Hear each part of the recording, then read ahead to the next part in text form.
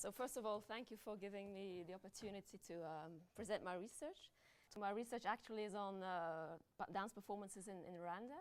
In fact, over the last decade, there's really a revival of traditional dances in Rwanda.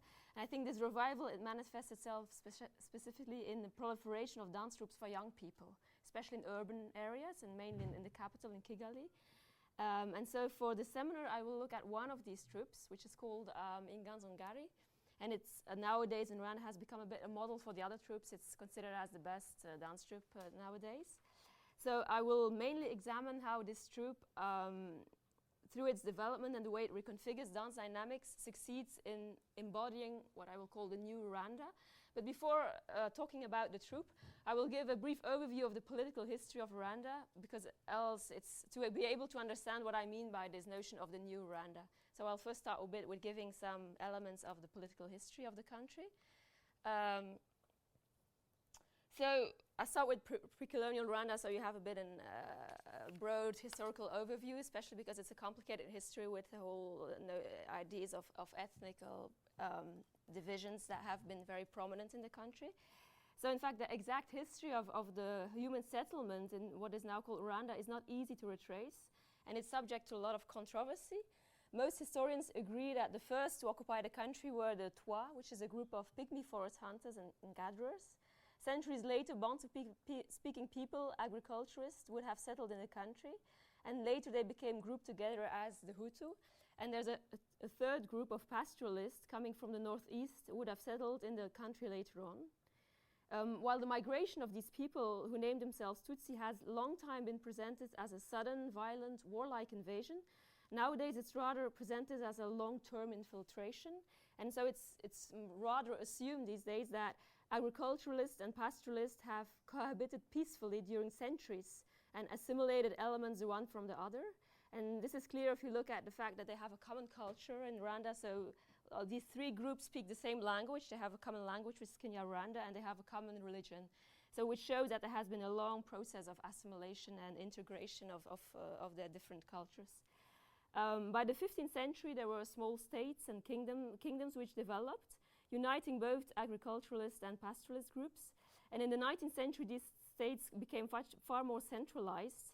And the kingdom of Rwanda, which was situated in the center of the country, became in fact the main kingdom and expanded through wars until the shores of the Lake Kivu. And there's especially one king which is well known because of his military conquests. The King Rwabugiri is his name. And so it's in this period, which is important about it, it's in this period that the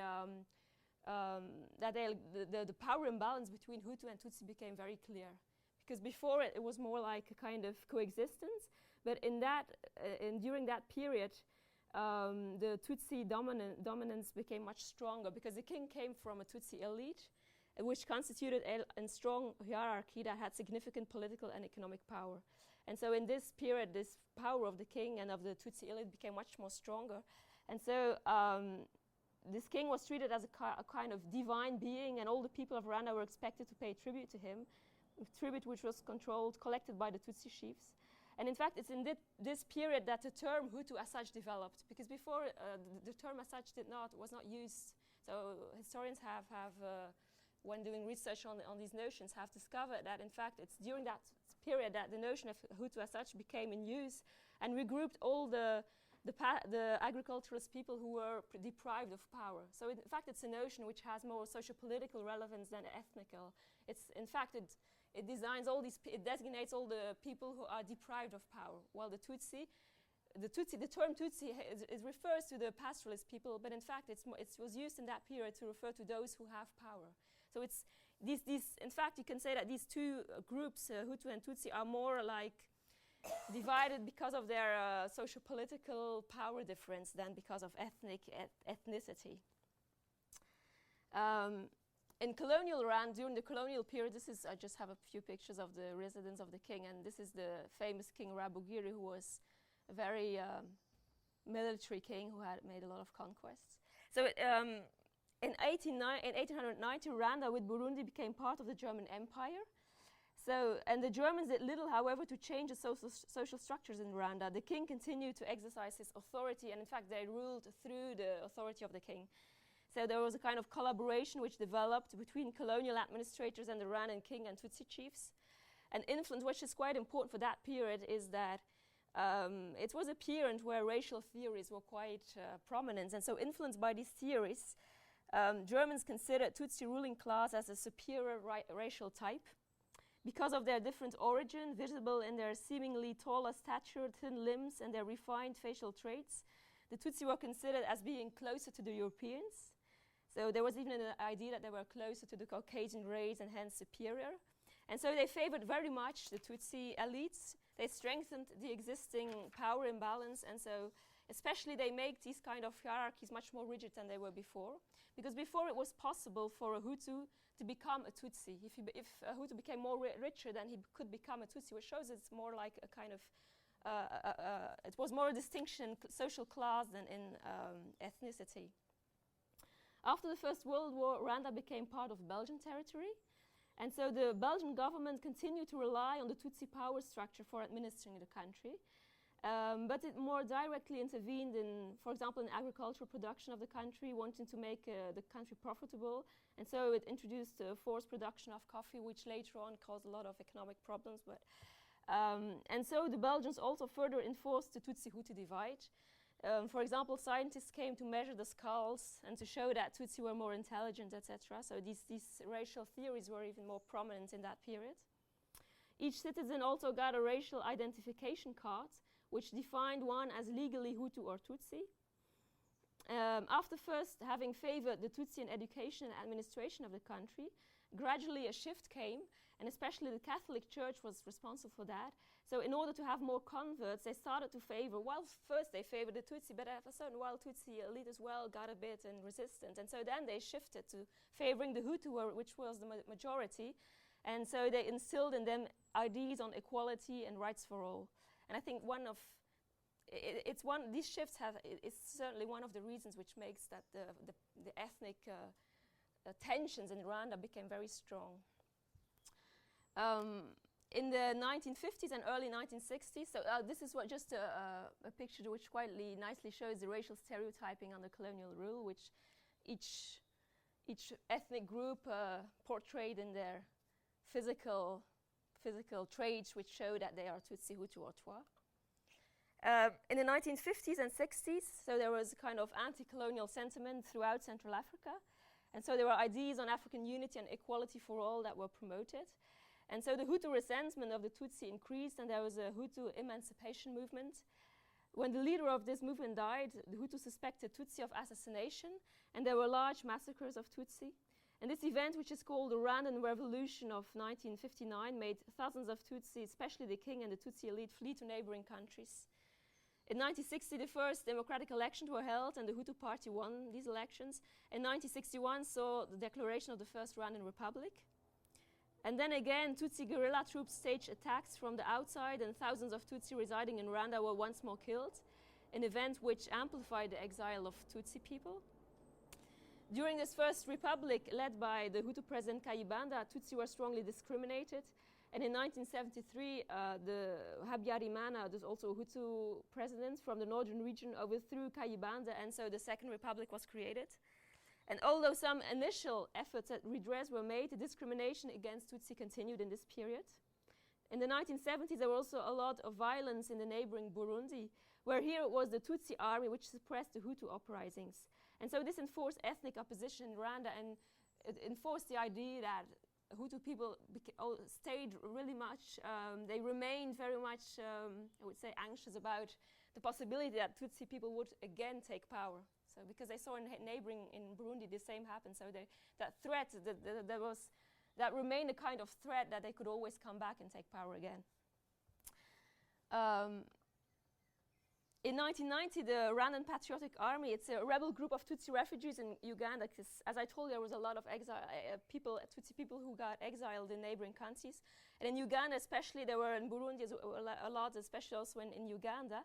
And in Uganda was a rebel group that was constituted and was named Rwandan Patriotic Army. So it invaded Rwanda in 1990, and this invasion was seen by the Hutu leaders as an attempt to bring Tutsi back into power. And I think the effect was to increase ethnic tensions to a level higher than they ever had been before.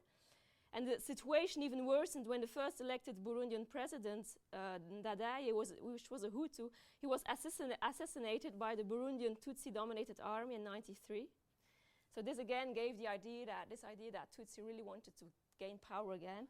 And so on April 6 in '94, when the airplane carrying president of Rwanda and the Hutu president of Burundi was shot down, it was the trigger, in fact, to unleash the anti-Tutsi feelings. And so straight away, Hutu extremists became active. Military and militia groups massively began killing Tutsi, as well as Hutu moderates. And so about 800,000 people were killed in the following 3 months. And this genocide came to an end when Tutsi-led Rwandan Patriotic Front entered Kigali and defeated the Hutu regime. And so this again created a lot of refugees. Now, namely, now it were the Hutu refugees who fled to neighboring countries, especially to Congo. So, as I told you, the Rwandan Patriotic Front took control of the government in '94. And its leader, Paul Kagame, at that moment formed a government of national unity, headed by a Hutu president, Bizimungu. Because in the beginning, after the genocide, there was real effort, or diplomatic effort, especially to make both groups get power, hold power. So the Rwandan Patriotic Front took the initiative also to get a Hutu president and not to. But in fact, Kagame, who was the vice president, was the de facto leader of the country. And when Bizimungu became critical of the Kagame government in 2000, he was removed as a president, and Kagame took over presidency himself, and until now, he is the democratically elected president of Rwanda. But in fact, you see that there really has become a real shift again to Tutsi power. If you look at it critically, it's a small faction of the Tutsi. It's the ones who were in Uganda who have taken power again. So, but what is important to see is that Kagame is really someone with a very strong vision. He has a vision to transform the country into a new nation. So the idea of the new Rwanda, it's something that you can hear a lot in Rwanda. It's not just me telling this. It's really the idea that we have to create a new nation. And Kagame is somebody who really promotes this idea. And so he has been symbolically expressed through the introduction of a new flag and a new anthem. Furthermore, the geographical configuration of the country has been modified, and names of towns have been changed. So they really have tried to create something new, very, very concretely, by all kinds of signs which show this is a different country than it was before. Even the national language has been quite abruptly changed from French into English. So even in the schools, from one year to the other, they had to change language and teach in English. So it was quite abrupt. And so this new Rwanda is first of all characterized by the idea of national unity. So the ethnicity has been removed from identity cards, and it has even become taboo, and really it's illegal to talk about ethnicity and to mention even the terms Hutu and Tutsi. It's impossible. It has become impossible to mention these terms. You cannot, and you certainly should not ever ask somebody, are you Hutu or Tutsi? It's something you can feel there's a strong taboo on it. It's just that people don't speak about it anymore. And this new nation, as it is prospected by President Kagame, is further presented as a modern, developed nation. That's also something which is quite strong ideology, actually, nowadays in Rwanda. So in 2000, for example, there was a document implemented which was entitled Rwanda Vision 2020. And it states that the government's goal is to transform Rwanda by 2020 into a middle-income, service-based country. And so a high priority is given to all kinds of development strategies, issues of education, but also issues of gender and technology. And in fact, the implementation of this vision had significant changes in Rwanda, and especially in the urban areas, there's a strong economic growth. Some even call Rwanda the economic marvel of Africa, because it has come from a situation of complete devastation, and now it's, especially in the urban areas, you can see all these signs of modern development in buildings, in the roads. It's also the image that the president wants to create of the country as really a modern nation.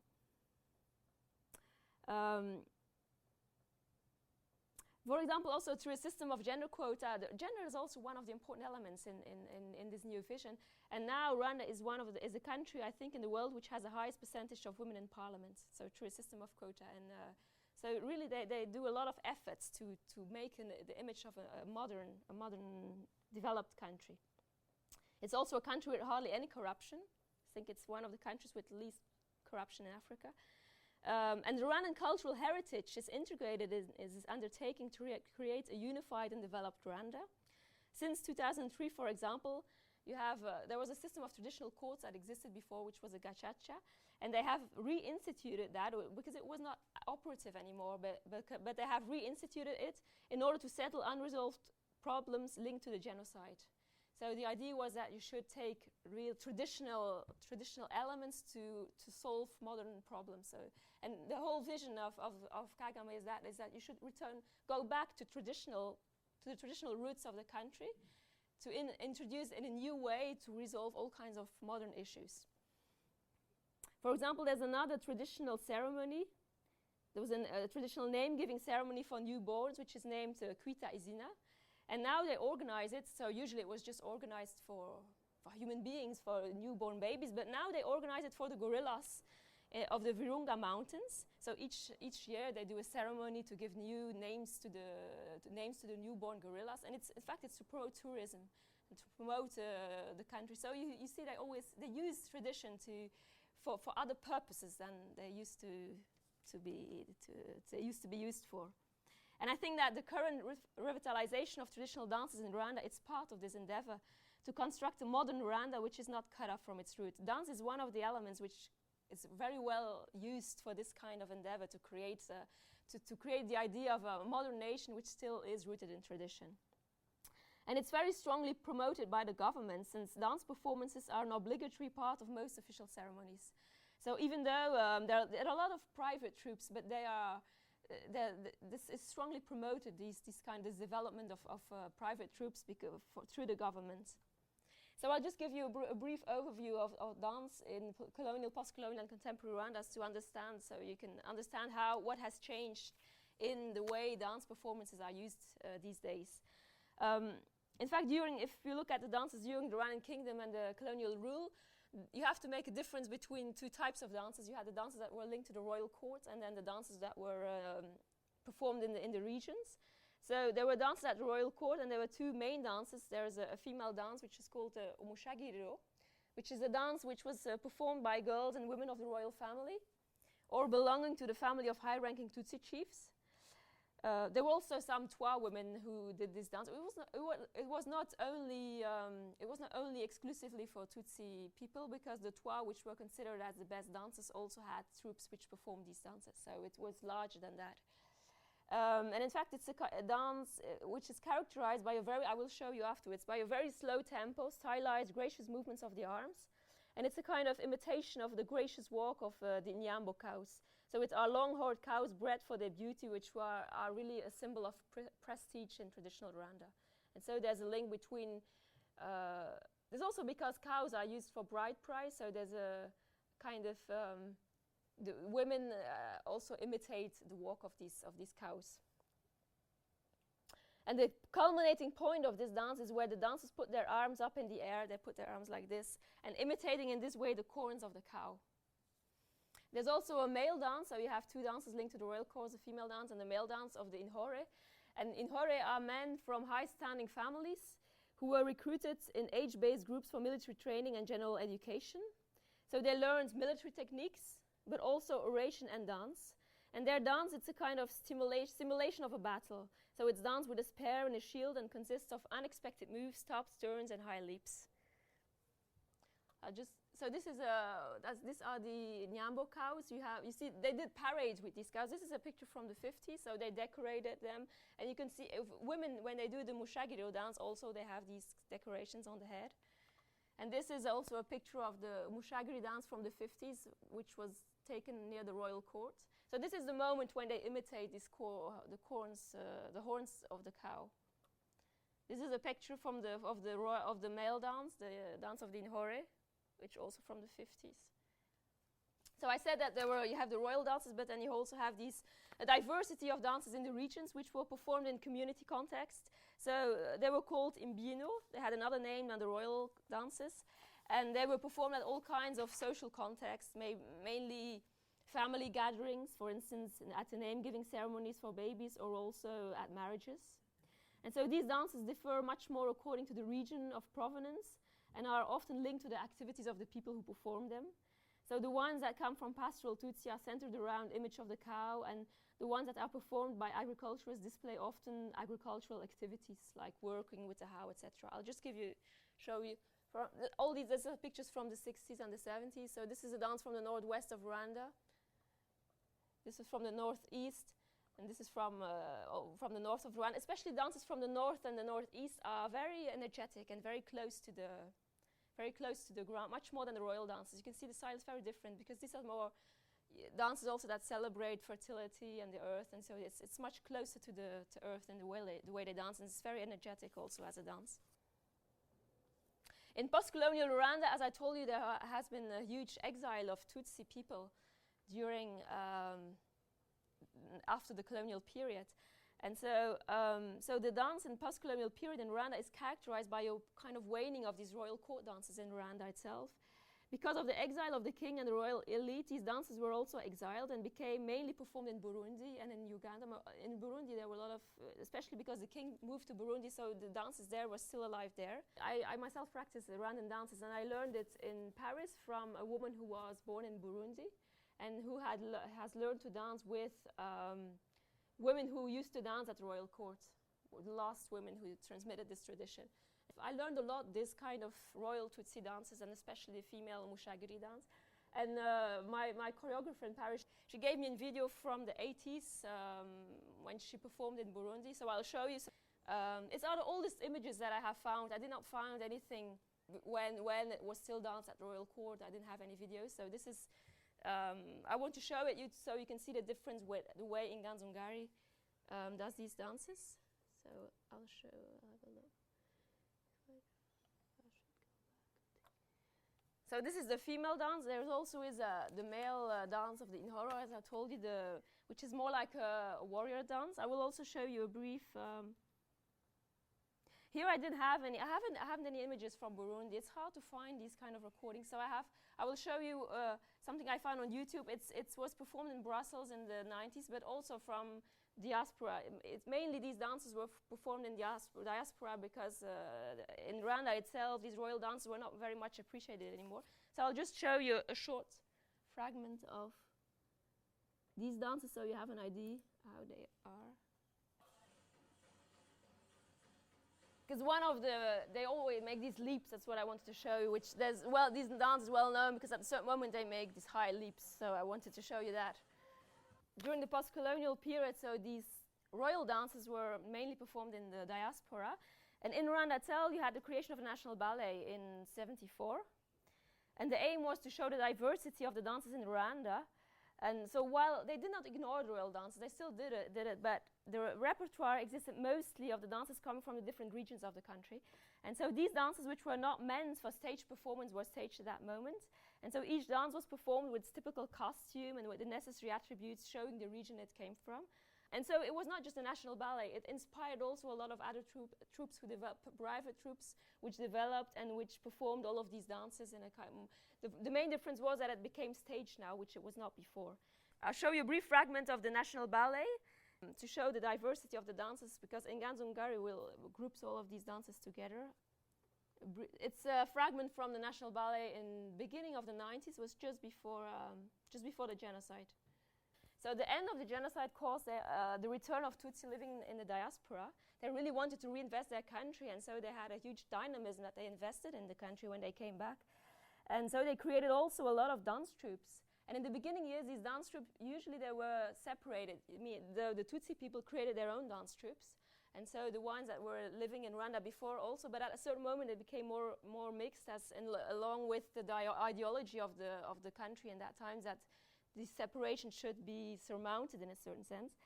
And so so gradually, in line with this ideology of national unity, there were more inclusive Rwandan troupes developed, and so Inganzo Ngari is one of these troupes. So I have in July 2011, I went for the first time to Rwanda for 1 month, because I had the opportunity, because my choreographer in Paris, who is called Nido Wera, she went to Rwanda to assist at the marriage of one of the members of the troupe in Paris, so I thought it was a good opportunity to go with her. I also had the opportunity at that moment to assist at the rehearsals of the dance troupe in Inganzo Ngari and to participate at their rehearsals. Because one of their members came to Paris just before, in 2011, I think in April. One of the members of Inganzo Ngari came from Rwanda to Paris, and so he integrated the dance troupe there, and so he told me, yes, you can go to. So I had contacts which facilitated my integration in that dance troupe. In 2012, I went for 3 months again to Rwanda, and so I have participated in the rehearsals again, and I also did some interviews. And then in 2013 as well, I have done about 3 months of fieldwork with them, and also have tried to interview some artists from the previous generation to have a bit their knowledge about what they think about these young people, etc. Also have tried to do some interviews with the government official charged with cultural affairs to know a bit the broader vision of Rwanda on current dance performances. So the creation of this troupe, it was created in 2006.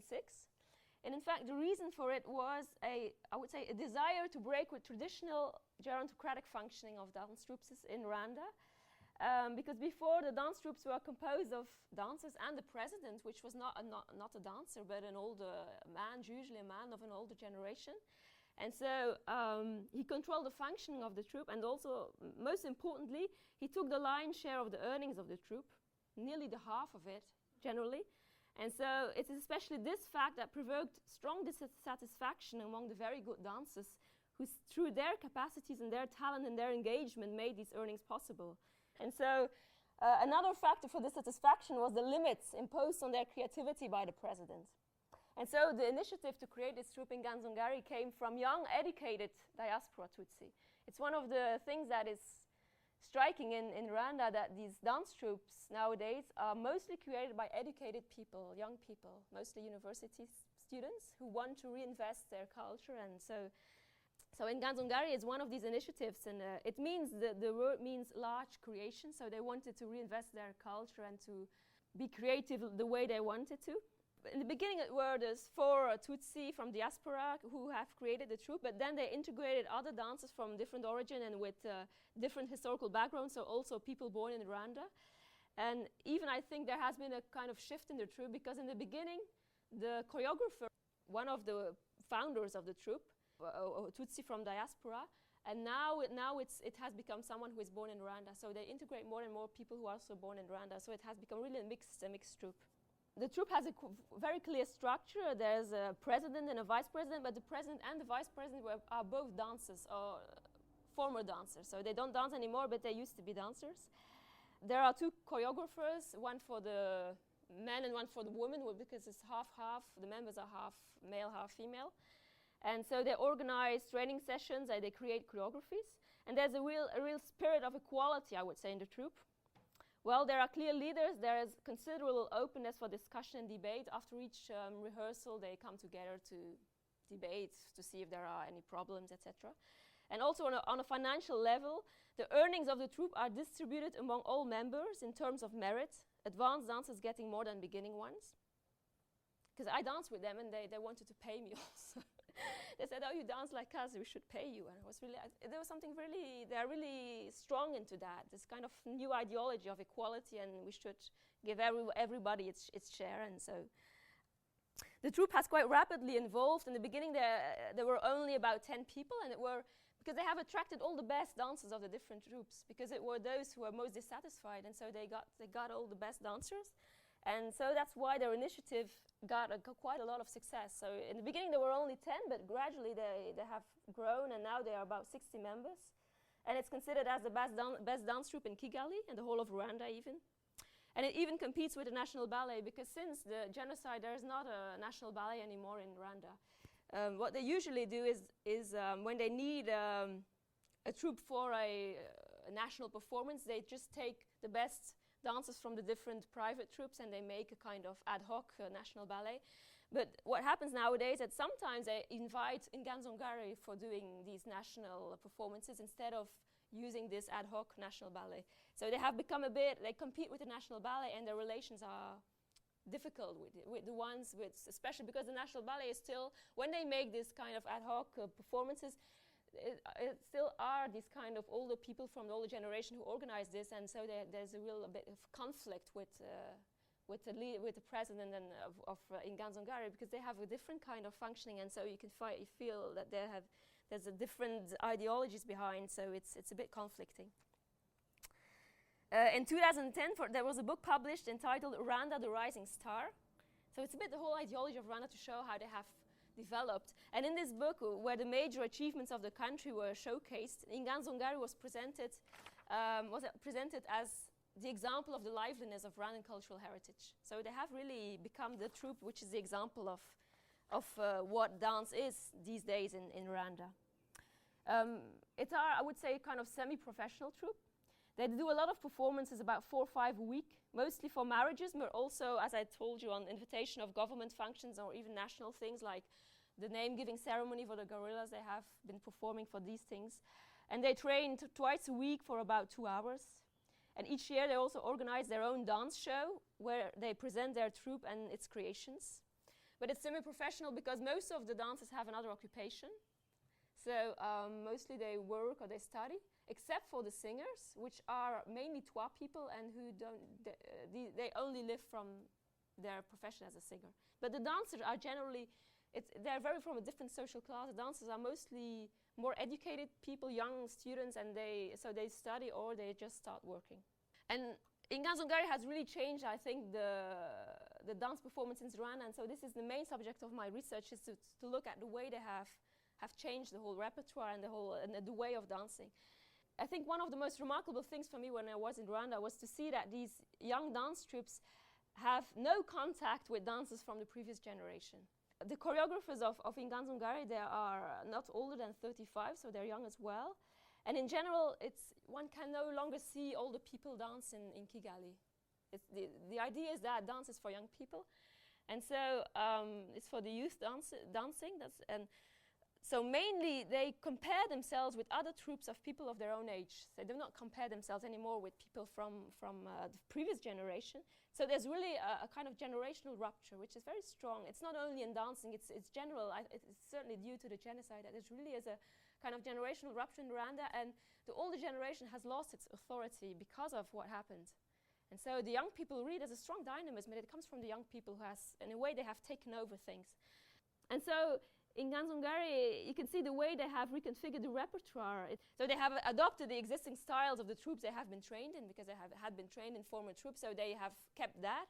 But they wanted also to enlarge the repertoire, and so they have been looking at early footage of traditional dances in order to enlarge their repertoire.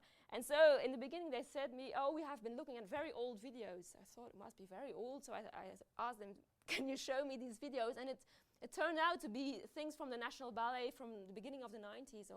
And these people, some of these people who danced in the National Ballet are still alive, but they don't have any contact with them, so they prefer looking at the videos to inspire and but they do not look for contact with these dancers who are still, some which are still alive, many of them are. You can see that there's really a rupture with the previous generation. They also told me that they went to different regions to learn other dances to enlarge their repertoire. And in the same time, they also try to innovate. So they want to be close to traditional dances, but also seek to innovate. And because the classical repertoire in Rwanda mainly comprises forms from south and center of the country, because the Rwandan kingdom was established. And so the dances of the northern and western country were integrated first through the National Ballet, but Inganzo Ngari has even enlarged this integration. For example, they have integrated 2 dances from regions bordering Uganda and Congo, so dances which are called Igishakamba and Hombo. And in fact, entire dances where people dance with hips, which is not at all usual in Rwandan dances. So they also have integrated these dances, which are quite unusual for the Rwandan repertoire, to enlarge the repertoire.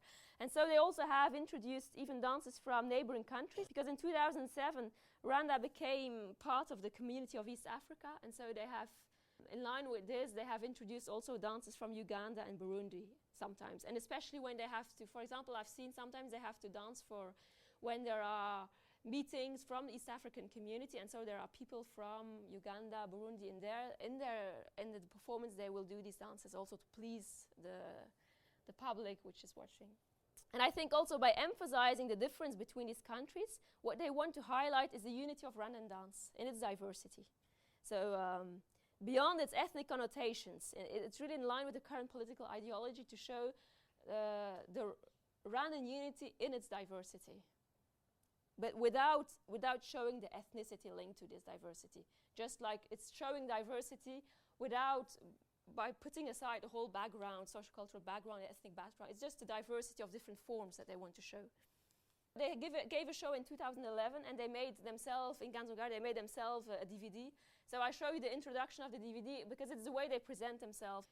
You can see how they mix up all these different dances, the royal dances, the dances from the different regions, even these dances from Uganda, Burundi sometimes. And in the way they present themselves in the DVD, you can see that they just make this mixture. So I just show you. It was for their 5th anniversary that they did this show. So you can see in this video that they also use the past as a guarantee for their traditional authenticity, because they also integrate these theatrical scenes on traditional Rwandan life at the time of the pre-colonial kingdom. And so here they were presenting a traditional tale about a girl that had to be taken away for marriage, etc. So I think this reference to a past, and generally when I asked them what it represents, most of them even know, they could not explain it. So it's really just showing it, but they do not know a lot of these features, of traditional features, why it is like this or this. There's not many knowledge left among these young people. It's more like it's a sign of what is their tradition. So by the way, when I arrived and I said I was an anthropologist and I studied tradition, so they thought, oh, it's history or historian. I think for them, studying culture, it's history. It was really something completely gone. It doesn't exist anymore. That's the way they see culture. It's something that it's history. Okay. So they refer to a past, and it takes on a kind of mythical bearing, I would say, and it establishes the consensus which is sought by the troupe towards the public regarding authenticity of the performances, because they still try to say always, this is real Rwandan dance, and that's what they say. Even though we changed it, it remains real Rwandan dance. And so the introduction of these scenes from pre-colonial kingdom periods is certainly one of the means to do this, to convey this idea that it's still traditional Rwandan dance. And it's very much promoted also by the government, because one of the ways for the government to realize this kind of unity, the unified nation, is a rewriting of history. Because although there are historical records, it's quite clear that there were hierarchical structures in Rwanda before the colonial period. It's not the way it is presented these days. It's presented like there was really a peaceful coexistence before colonialism. It's the colonial regime and the post-independence Hutu regime which was held responsible for the invention of ethnicity and for the problem, for the fomenting of hatred between what they call these invented ethnic categories.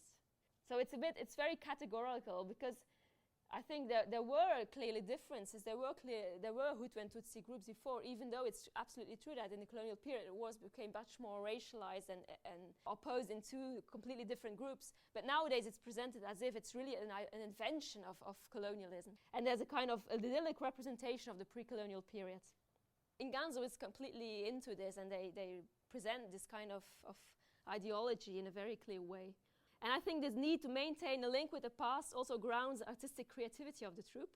For example, they have introduced a kind of repertoire of short, rapid pieces, which is completely new, with changing rhythms, fast changing rhythms. But they call it igitandatu, which is a term which was used for the dance of the Intore. So they use a traditional term for something which is completely new, and they do it constantly. They want to show that the new things are still linked to the past. And so in fact, these pieces often, they use them in the beginning of their performance when they want to present the troupe, which before was not done. So they had to create something new for that, and so they pick up traditional things and they use a traditional name, but it's something completely new. You can see it's very different, the way they change rhythms very quickly. It's a complete new dynamic, but it still remains close to the Rwandan way of, the Rwandan movements are still very much integrated into that. Usually what they also do is when they have these new parts, afterwards they do very traditional classical pieces, so they mix them up.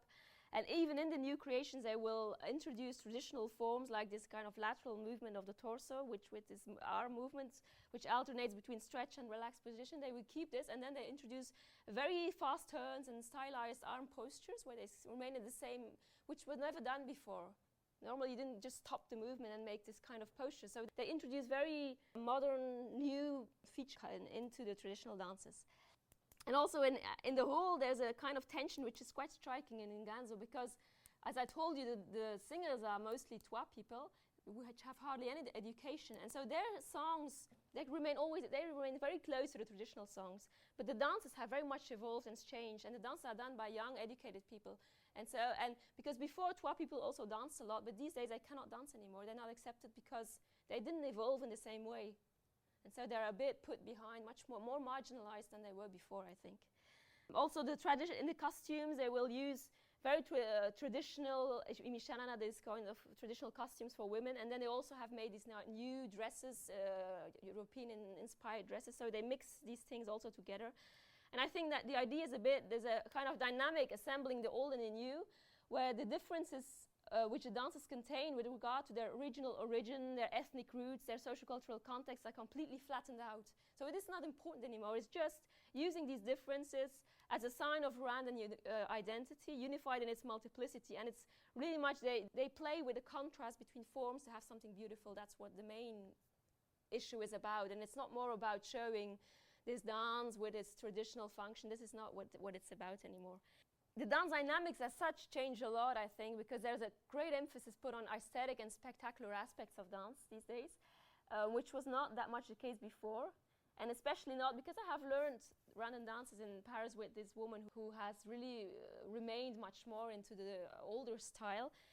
Nowadays, also what you see that the dancers, they tend to perform in very large numbers. So there's this idea they want to impress. Before it was not like that. You had 5, 6, it was sufficient. But now you need, always there are 20, 30, and so there's a kind of dazzling effect that they want to, I think that they want to have. Also the female members wear heavy makeup. They have very colored outfits, very bright costumes, which was not like that before. So there's a search for something very much more aesthetic, spectacular, I would say. And also when I assisted at the rehearsals, it was very different, because in Inganzo there's a kind of willingness of the dancers to imitate the choreographer in the slightest detail and to attain a kind of perfectly delineated form to a kind, I would say, it was like a gymnastic training sometimes. It was really looking for uniformity in the movement, which was very different from when I did my rehearsals in Paris, which was much more based on improvisation, finding something new, developing one's own style. And so when I interviewed dancers from the previous generation, they complained a lot that the feeling was gone in the dance. They said there's no personal style anymore. Before you could say, if I see a dancer, oh, he has learned from there or there, I can see it in his way of dancing. They say these days you cannot see it anymore. They just all dance in the same way.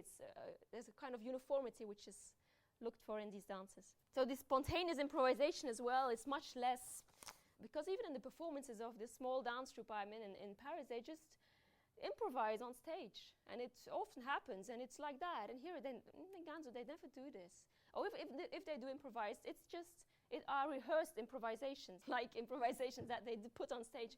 But it's very hard to see these kind of spontaneous improvisations in their performances.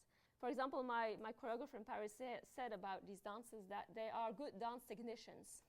They regret a lot that it doesn't touch the public anymore like before. Now we can see when they have their performances, other troupes as well, that the public is in marriages, they just say, oh, again, these dances. And she said, I never heard that before. Before people were more taken. But that's the opinion of the previous generation. Because I think the dancers of Inganzo, they don't see it like that, because they don't compare themselves with the previous generation. So they think, for them, this is really good. So there's a very big difference between opinions of the one and of the other. I just wanted to add that also, when I interviewed one of the female choreographers, she also told me that when she creates a new choreography, that she has an image in her head. She said, I have a vision, it has to be like that. And then she learns it. The dancers have to learn it and to do it. And she said, oh, but they never do it the way I want it.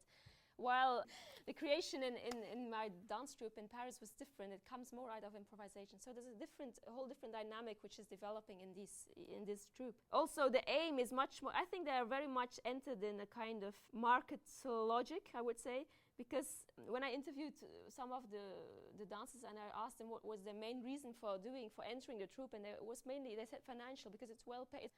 They get about 1,000 euros for their performance, but they're 60, but especially for the students, it's a good way of earning money. For Rwandan norms, it's well paid.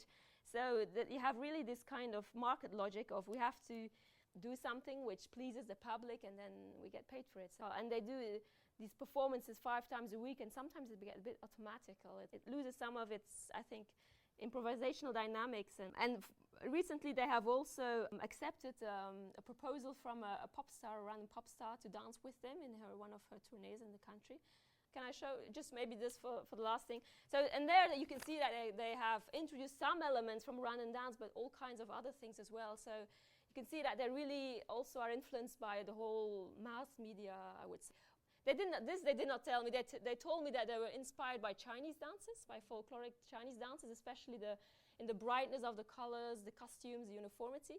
But I think they're also inspired by video clips they see on television without saying it, because I think it just gets into their way of thinking about dance. And so they have also, I was not there when they did it, but they showed me I have a small video of when they danced with one of these pop stars, so I'll show you that, because it shows the way they changed them. So I think, as a conclusion, I think the success of this troupe has really to do with the way it succeeds in embodying this new nation of the new Rwanda, and the way they show this idea that it's a unified, developed, modern nation that nevertheless remains rooted in its tradition. I think this is what they try to show, and they succeed very well in it, because they have success in the country, so it shows that they succeed in doing that.